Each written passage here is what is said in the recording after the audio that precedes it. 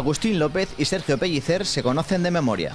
Los entrenadores del Sevilla Fútbol Club y el Málaga Club de Fútbol han llevado a sus equipos hasta la gran final de la Copa de Campeones tras un exitoso y también muy exigente paso por el torneo. El trabajo en la unión, en la humildad y en el sacrificio y la superación del día a día, ¿no? Yo creo que eso es la seña de identidad no solamente de nuestro equipo, sino de nuestra cantera y de nuestro club.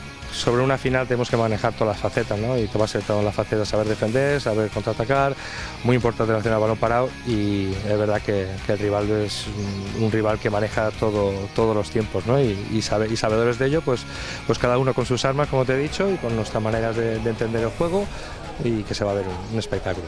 Un título muy importante que supondría un respaldo y un reconocimiento a la cantera de ambos equipos.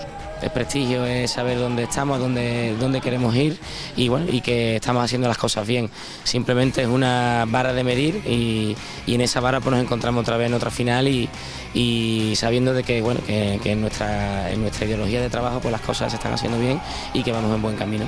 Se está haciendo un trabajo desde arriba, desde el director de la cantera Casanova hasta los últimos técnicos, y sería pues dar un espaldarazo y dar el último empujón pues a ese proyecto que tenemos en la academia, ¿no? Y sobre todo pues la ilusión de los chavales, la ilusión que vienen por detrás es lo más importante, ¿no? La Copa de Campeones tendrá seguro una cinta de color blanco. Solo falta saber si a un color tan representativo de Andalucía le acompaña el rojo del Sevilla Fútbol Club o el azul del Málaga Club de Fútbol.